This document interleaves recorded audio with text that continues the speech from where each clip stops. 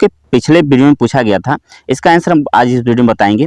Question क्या है कि प्रसिद्ध पुस्तक मेघदूत के लेखक कौन है? आपके ऑप्शन है भास, कालिदास, शूद्रक, वात्स्यायन। तो जो इसका आंसर है आपका क्या है? कालिदास। कालिदास ने मेघदूत की रचना की है। इससे संबंधित कुछ पॉइंट्स देख लेते हैं। भास क्या लिखे है? स्वप्न वासव दत्ता को लिखा है। कालिदास ने लिखा है मेघदूत को। शूद्रक ने लिखा है मृच्छकटिकम या मृच्छतिका को।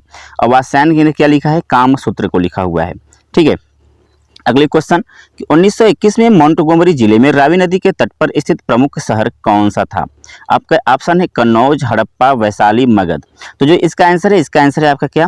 हड़प्पा। ठीक है, मोंटगोमरी जिले में जब 1921 में खनन हुआ था तो उसमें हड़प्पा सभ्यता को पाया गया था, नहीं हड़प्पा को मिला था।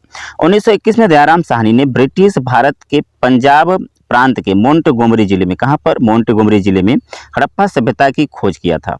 हड़प्पा से खुदाई में मिले कुछ पुरातात्विक, एक पंक्ति में हम क्या पुरातात्विक देख लेते हैं क्या मिला है। एक पंक्ति में अन्न भंडार थे, यानी सभी अन्न भंडार क्या थे? एक पंक्ति में थे। और मातृ देवी की मूर्ति मिली है, तांबे के पैमाने मिले हैं और लिंग के पत्थर के चिन्ह मिले हैं। ठीक है, आगे चलते हैं, नेक्स्ट क्वेश्चन देख लेते हैं। जैन धर्म के 24वें तीर्थंकर कौन थे? ऑप्शन है आपके महावीर, ऋषभ, पार्श्वनाथ, अश्वघोष। तो जो इसका आंसर होगा, इसका आंसर हो जाएगा आपका ऑप्शन महावीर। ठीक है, पॉइंट्स कुछ देख लेते हैं। जैन धर्म के 24वें तीर्थंकर कौन थे? भगवान महावीर स्वामी थे। उनके निर्वाण का स्थान कहाँ था? पावापुरी था। और इनका प्रतीक चिन्ह क्या था? सिंह था, यानी शेर था। और जैन धर्म में तीर्थंकर क्या होते हैं? आध्यात्मिक नेता होते हैं। ठीक है, और यह शब्द किसके लिए होता है? तीर्थ संस्थापक का प्रतीक होता है, यानी जो तीर्थंकर होते हैं क्या होते हैं? तीर्थ के संस्थापक के प्रतीक होते हैं। तीर्थंकर एक ऐसा व्यक्ति माना जाता है जिसने अपने दम पर पुनर्जन्म और मृत्यु के चक्र को क्या कर लिया हो? जीत लिया हो। ठीक है, और जैन धर्म के कुल कितने तीर्थंकर अब तक हो चुके हैं? तो 24 तीर्थंकर हो चुके हैं। पहले भगवान कौन थे? पहले तीर्थंकर कौन थे? भगवान ऋषभ देव थे। ठीक है, नेक्स्ट क्वेश्चन देख लेते हैं, आपके स्क्रीन पर है। निम्नलिखित में से कौन सा भगवान बुद्ध का जन्म स्थान है? ऑप्शन है आपके लुम्बिनी, इसिपत्तनम, वैशाली, पाटलिपुत्र। तो जो इसका आंसर है आपका भगवान बुद्ध का जन्म कहाँ है? लुम्बिनी में हुआ था। ठीक है, कुछ पॉइंट्स देख लेते हैं इससे संबंधित। लुम्बिनी भगवान बुद्ध की जन्मस्थली है। यह नेपाल में कपिलवस्तु के निकट एक स्थान है। कहाँ पर? कपिलवस्तु के निकट। और उनका जन्म स्थान कब हुआ था? 563 ईसा पूर्व में हुआ था। और कहाँ पर हुआ? एक शाक्य क्षत्रिय परिवार में हुआ था। ठीक है, इसिपत्तनम का है, इसिपत्तनम वह स्थान है जहाँ भगवान बुद्ध ने अपना पहला धर्म उपदेश दिया था। इसे धर्म चक्र प्रवर्तन के नाम से जाना जाता है। और ये कहाँ स्थित है?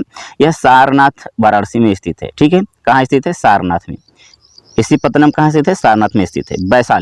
वैशाली ये बिहार का एक शहर है। यह वज्जी की राजधानी, यानी जो 16 महाजनपद थे उसकी क्या थी? राजधानी थी। और यह वह स्थान है जहाँ दूसरी बौद्ध परिषद आयोजित की गई थी। पाटलिपुत्र यह कौन सा स्थान है जहाँ मौर्य वंश के शक्तिशाली राजा अशोक के संरक्षण में कब 250 ईसा पूर्व में तीसरी बौद्ध परिषद आयोजित की गई थी।